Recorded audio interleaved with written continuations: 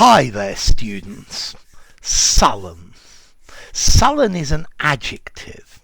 Sullenly, the adverb. So sullen means sulky, brooding, angry, morose, resentful, and not willing to be sociable. And I think probably all of these at the same time. So what the hell does that mean? Well, for example, when you tell a child off, when you rebuke it, and the child goes, and the child walks off and refuses to speak, that is sullen. The child is sulking. So the child goes off in a bad-tempered way. He'd been very sullen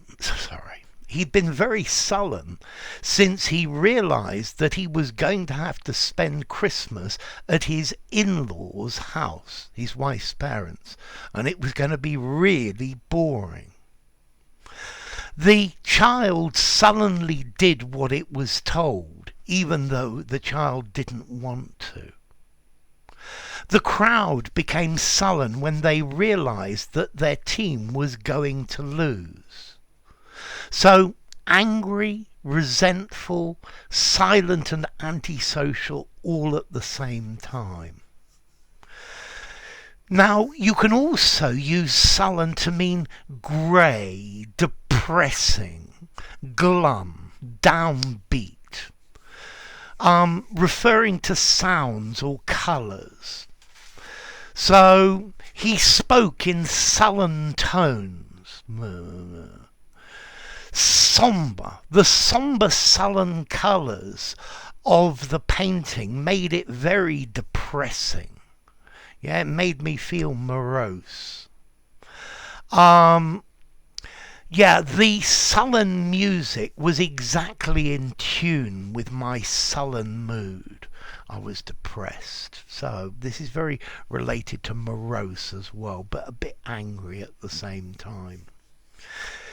We can use sullen meaning dismal, gloomy, dark, especially if we're talking about the weather. The sullen grey clouds moved across the sky. It was a sullen rainy day. The sullen lighting of the sombre room. Here we're starting to get more and more literary. And then finally you can use it to mean very slow moving, very sluggish, moving without any enthusiasm. The sullen river flowed slowly through the valley. The sullen movement of the rush hour traffic. But notice here we're getting very literary. So, sullen. Angry, resentful, silent, and resentful, this attitude. He was sullen all day. Or describing something that's depressed and glum. There was a sullen look on his face. And then dark and gloomy. A sullen rainy day, a sullen winter's day. And then finally, slow moving. A sullen river flowed through the valley.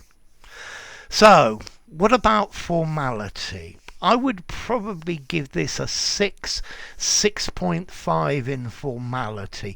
It's a fairly literary word.